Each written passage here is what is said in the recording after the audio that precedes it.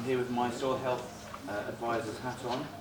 I'm going to take you through a few kind of new tools, if you like, some theory and some new ways you can look at your soil and your pasture, ultimately to make better decisions.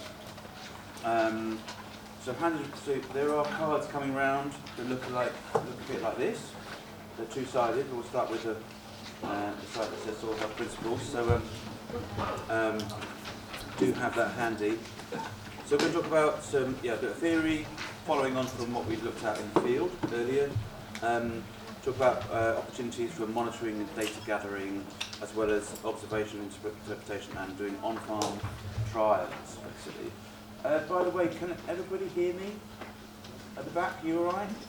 Okay, well if you can't, then just let me know. So just to kind of reiterate the point that was made outside in the field earlier, is this idea that if there is a kind of master indicator of soil health, then the working example of that is aggregation, soil aggregation. And this is what we mean when we say aggregate soil, so friable, crumb structure, all those kind of terms that we refer to when we think of like boy soil, for example. Yeah, stuff that's easily workable, it's forgiving, grows good crops, for example, all that kind of stuff. And the take-home message is that is a product of biological activity. Yeah, soil health and healthy soil can be seen in the structure of the soil, basically. And these kind of rounded, kind of loose, open structures that are non-uniform are a product of biological activity. And this is where the soil health principles kick in, basically. So the soil health principles are kind of conceived or composed of 7 or sort of between 4 and 7 different principles and one key insight. Yeah.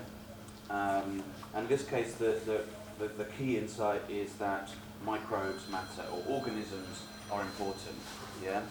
Because ultimately, healthy crops grown in biological systems are fertilised by organisms, by bacteria, by fungi and all that, basically. They're the ones that go out there, strip out the micronutrients and the minerals out of the soil mineral matrix and make them available to plants. Yeah? There are specialist tools to do that as opposed to what plants have, which are quite blunt, basically. So it's the union or the partnership of plants and organisms that enable plants to get nourished, basically, with a balanced diet and a good diet, basically. So microbes feed plants, they also protect plants. In certain circumstances, they are an intrinsic part of the plant's immune system.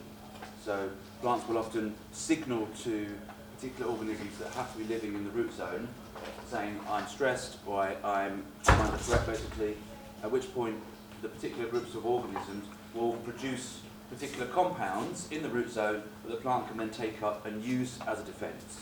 Yeah? So the same way that we've got a whole bunch of organisms living in our gut, which are essential to our health, the same process is happening around the roots. The healthy plant is surrounded by large colonies of active organisms. So that's your kind of sort of take home, if you like, with that. So then, how do the organisms get their food? How do they get fed? And basically, where does their energy source come from? In this case, it comes from plants. And how do plants get their energy source? They get it from the sun, basically. So how does it get from the sun, from the leaves, to the organisms? It gets there through a process called root exudation, or root exudates. So that's why number 1 is a kind of sort of top of the soil health principles, to maintain a living root in the soil for as long as possible and as often as possible. Because basically, you're going to find the healthiest soil around roots. Yeah. This is why when we were looking at the soil sample in the field, yeah, that top layer, that few inches where you have the dense turf of the grass, that's where you find the finest soil. That's where you find the most friable and well-structured soil, because basically it's being made by the organisms that are being fed by those roots. So take home with that is that roots build soil, basically. Roots make soil. Okay, so number 2, your soil wants to be covered either with residues or leaves, so living plants. Third one is we wanted to minimise the disturbance, so limit the sort of tillage or cultivation practices that that are carried out. Then we wanted to maintain or encourage diversity in our rotations or in our plantings.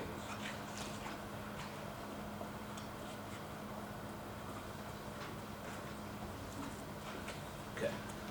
And we'll look at examples of all these as we go through, basically. So this is just to give you a flavour of the sort of take-homes, if you like.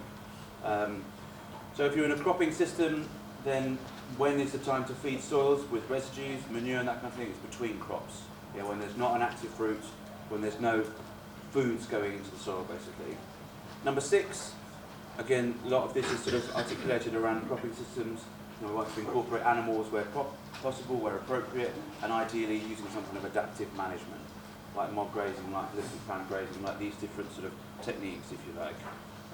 And the final one is to minimise the use of chemicals and synthetics, because they basically undo all of your good work on the other steps. They suppress the activity of organisms. They break the bond between, or the link between plants and nutrients. So for example, when you apply nitrogen fertiliser to a plant, the amount of root exudates that it produces massively goes down, because the plant has no incentive to offer root exudates to the soil, because it's got its little ration, basically. So you're severing that link, if you like. So, but then what does the plant do in 2 months' time when it actually needs those nutrients? When it's flowering, for example, when it's reproducing, that's the time when it wants to draw on that pool of nutrients that's been made available by the organisms that have been active until then. Okay, so here's some examples of the sort of things you can look for with the living root. So when we lift roots from the soil, we shouldn't be able to ideally see any roots. If you're seeing white roots, that means that they're not really active, not really engaging with the soil that much, basically. Ideally, we want to see our roots kind of like cloaked or coated in fine soil particles. And when they're like that, we call it a rhizosheath. Yeah? So this is one of the things you can look out for. Here's an example of like a weed grasp, and you can see on the left-hand side, see that root sort of hanging down. You can see it's already got like a small number of sort of isolated soil particles stuck to it. And basically, there are gels and slimes and sticky stuff that has been secreted by the organisms that are being fed by the plants, which are binding together those discrete soil particles to form those aggregates. Yeah? So aggregates are basically glued together soil particles in a kind of weird sort of matrix, basically. And it's that which gives them the tremendous water holding capacity, the really high surface area, the high porosity. So here's another example, sort of close up. So this is one of the things. Here's one thing you can start to look for when you're looking at your soil samples. Another example here is, we want to see very dense root masses. Yeah, like really sort of this is like really aggressive growth and rapid growth. So these are all sort of positive signs, and again, heavily aggregated soil that we can see here. So do a little bit of a comparison here between two different seedlings. So both sowed a spring of this year. So on the right we have a herbal ley, and on the left we have a sort of game cover, sort of mixed species annual sowing. And obviously this year's a drought year, but we can see quite clearly how much more soil was able to be extracted on the left than on the right. The spade just wouldn't go in any further on the right than it would on the left. Neither of them germinated until like a couple of months ago, post drought, yeah. But just to give you sort of some indication of some of the different levers we've got available to us, if you like. So within each of these principles, I think of each principle as kind of a lever. We've got different stages. We want to be able to start pushing them, as far forward as we can.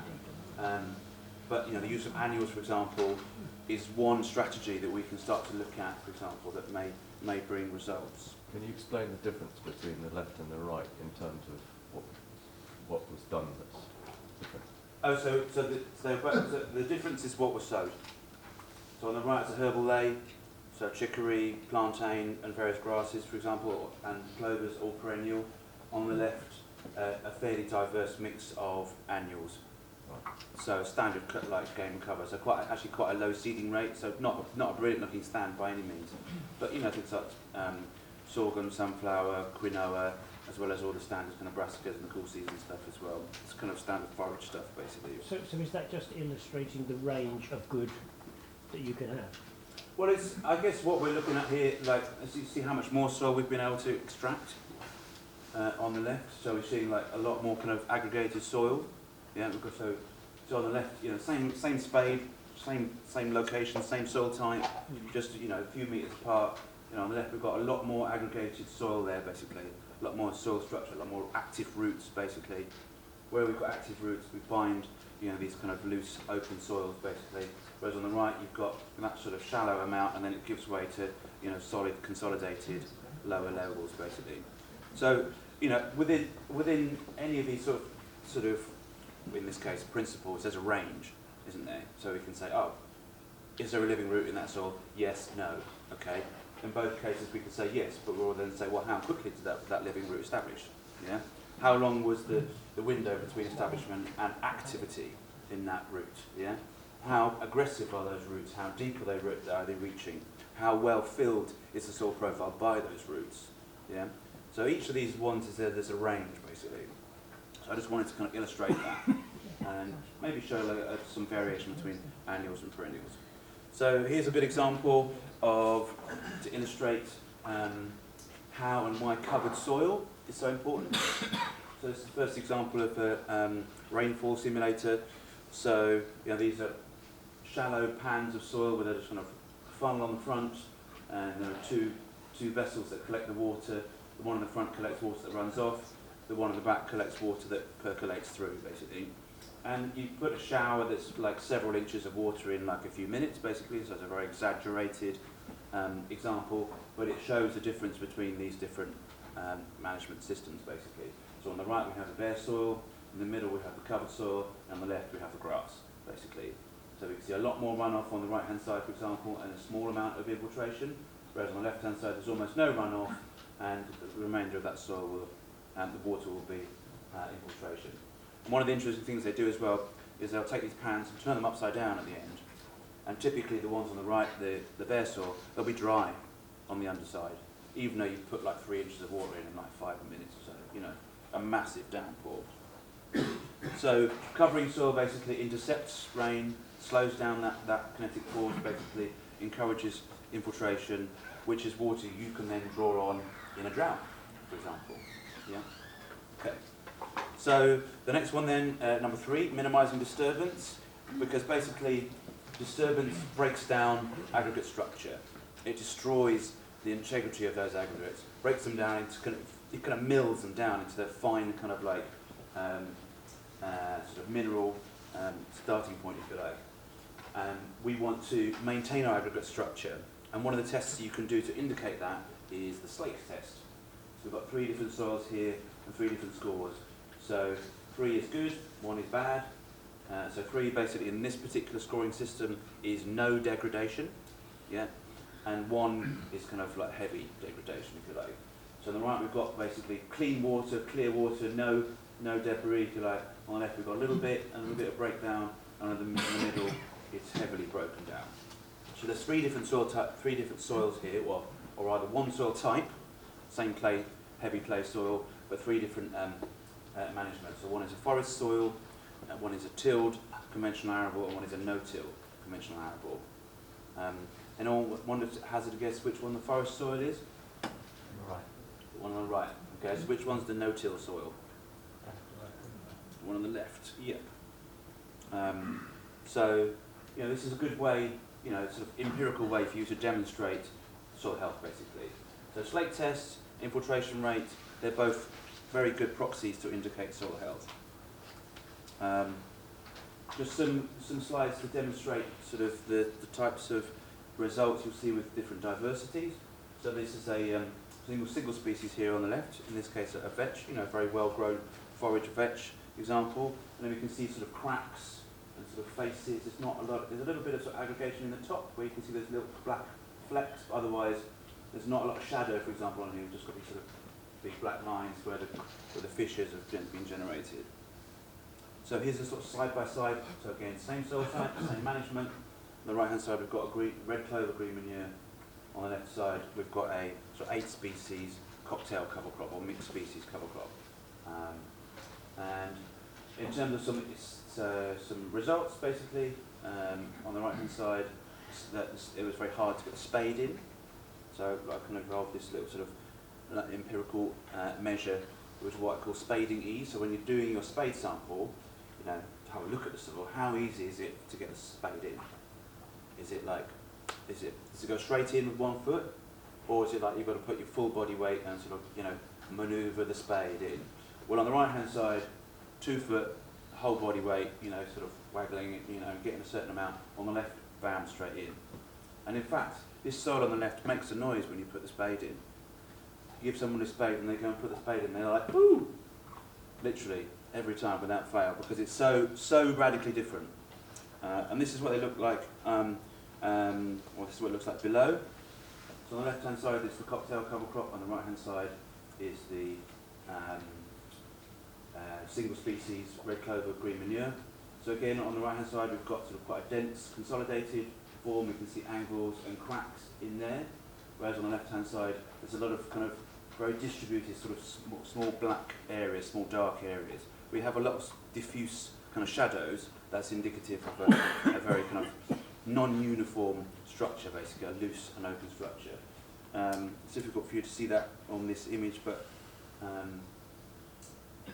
and then when we repeated the same treatments in the same space this year, we had almost identical results. So again, on the right-hand side, red clover, very hard to get the spade in. When you lift it out, it comes out. It's quite solid, basically. Whereas on the left-hand side, very loose. It's almost that, you know, getting a good spade sample on the left was quite tricky because it's so friable and so loose. Another example of that, in this case, comparing arable soil against a nearby lawn. In this case, the landowner's lawn stops dead and then goes into arable field. There's no hedge, no fence, nothing, literally. So the middle from the lawn, you know, fairly standard sort of kind of single species, like regularly mowed. Yeah, get the spade in, fine. Take a step 1 yard into the arable field, could not get the spade in. Literally, it was that different. Yeah. Took a few more steps into the field to get the sample, but we can see on the left, like again, there's a lot more sort of like faces to it, a very uniform shape. It's also quite pale, if you like. Whereas you compare to that to sort of the edge of the garden where there's some trees present, sort of hedge and lawn. Again, it has a kind of that darker tone to it, for example, with maybe a richer colour. It's spaded more easily,